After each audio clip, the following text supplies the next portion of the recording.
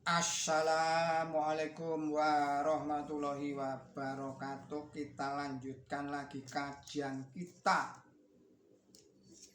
yang ini berjudul Mencapai Kehidupan Surgawi menurut konsep agama Islam dan konsep agama Kristen.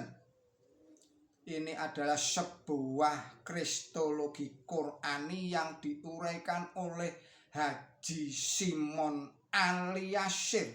Saudara-saudara para pemirsa Kereweng Aji Channel yang berbahagia, Assalamualaikum warahmatullahi wabarakatuh.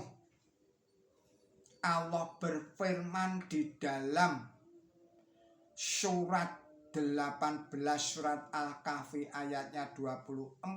Bismillahirrahmanirrahim. Mudah-mudahan Tuhanku akan memimpin aku pada jalan yang lebih dekat pada kebenaran daripada ini. Di atas adalah petunjuk pertama yang terkandung dalam ayat yang kita bahas ini. Yang kedua adalah kalimat zikir. Mudah-mudahan Tuhanku akan memimpin aku pada jalan yang lebih dekat pada kebenaran daripada ini. Ini diucapkan oleh Rasulullah Muhammad Shallallahu Alaihi Wasallam tatkala beliau sedang bersembunyi di dalam Gua Sur dalam rangka hijrah dari Mekah ke Madinah yang berlangsung selama 3 hari saja. Disambungnya dengan ayat yang menerangkan persembunyian Ashabul Kahfi selama 300 tahun dan ditambahkan lagi 9 tahun. Artinya 309 tahun. Mengandung arti bahwa dalam mencapai kehidupan surgawi yang ditawarkan oleh semua agama di dunia ini, antara agama Islam dan agama Kristen jika dibandingkan adalah 3 dibanding 108.000 atau 1 dibanding 36.000 menurut kalender Syamsiah atau solar month, atau 3 dibanding 111.240 atau 1 dibanding 3780. Itu menurut kalender Komariah atau penanggalan bulan, lunar month. Hal ini mengingatkan kita kepada firman Allah Ta'ala di dalam Quran. Bismillahirrahmanirrahim. Sesungguhnya Al-Quran ini memimpin manusia pada jalan yang paling benar dan memberi kabar baik kepada kaum mukmin yang berbuat baik. Hanya mereka akan memperoleh, saya ulangi lagi, bahwa mereka akan memperoleh ganjaran yang besar. Surat 17 surat Al-Isra ayat 9.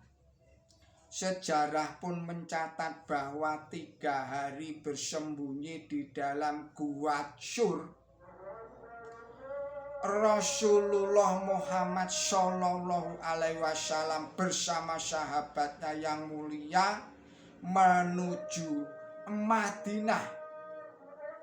Setibanya di Madinah, sekitar 2 minggu kemudian beliau telah mampu menciptakan kehidupan surgawi sebelum memasuki kota Madinah. Beliau beristirahat di kampung Quba selama 2 minggu. Di sini beliau mendirikan masjid yang kemudian dikenal sebagai Masjid Quba atau Masjid At-Taqwa. Masjid pertama yang dibangun oleh Rasulullah Muhammad Shallallahu Alaihi Wasallam. Saudara-saudara para pemirsa Kereweng Aji yang berbahagia, lalu menuju ke Madinah. Saya ulangi lagi, beliau lalu menuju ke Madinah yang bermukim di suatu tanah lapang milik kedua anak yatim, Syaha dan Suhail. Di atas tanah ini beliau juga mendirikan masjid yang kemudian dikenal sebagai Masjid Nabawi. Setelah masjid didirikan, jamaah Islam terbentuk untuk mengumpulkan jamaah, melakukan sholat maktubah, diserukanlah adzan dari menara masjid. Dengan berdirinya masjid dan dikumandangkannya adzan 5 kali sehari semalam, siapapun melihat dengan mata kepalanya sendiri dan mendengar dengan telinganya sendiri syiar keagungan Allah Ta'ala. Coba bandingkan dengan agama Kristen. Agama itu baru dapat membangun tempat ibadah atau gereja dan mengumandangkan panggilan untuk beribadah setelah mendapatkan perlindungan dari Konstantin yang agung pada permulaan abad ke-4 Masehi. Memang bangunan gereja merupakan syiar agama Kristen, tetapi dentuman lonceng dari menara masjid sama sekali tidak menunjukkan keagungan Tuhan. Apakah arti bunyi lonceng keloneng, keloneng, keloneng itu? Atau teng kelonteng, teng kelonteng? Apa bedanya dengan bunyi kentong kentong kentong atau kelinting kelinting kelinting? Tidak ada bedanya. Sekarang coba renungkan kalimat adzan. Allahu Akbar, Allahu Akbar, yang artinya Allah Maha Agung, Allah Maha Agung. Disusul dengan seruan syahadat tauhid, asyhadu alla ilaha illallah, sesungguhnya aku bersaksi bahwa tidak ada Tuhan selain Allah. Segera disusul seruan syahadat Rasul, wa asyhadu anna Muhammadar Rasulullah. Artinya, dan sesungguhnya aku bersaksi bahwa Muhammad adalah utusan Allah. Lalu diserukan tiang agama, yakni ajaan mendirikan sholat.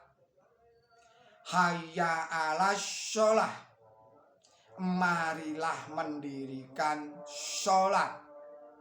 Disusul dengan ajaan memperoleh sukses karena telah mendirikan sholat itu dengan ucapan hayya alal falah.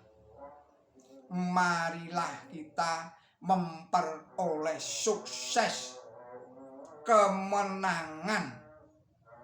Kalimat takbir dikumandangkan sekali lagi, Allahu Akbar, Allahu Akbar. Dan akhirnya sebagai penutup adalah kalimat tauhid, la ilaha illallah.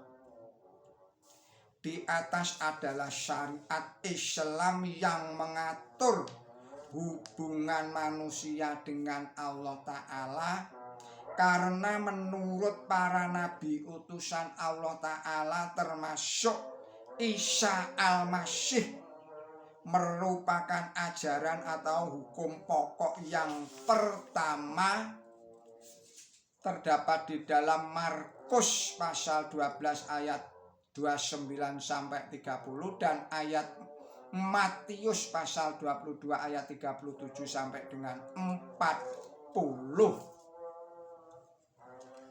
Hukum pokok yang kedua yang mengatur hubungan sesama manusia setibanya di Madinah langsung terbentuk.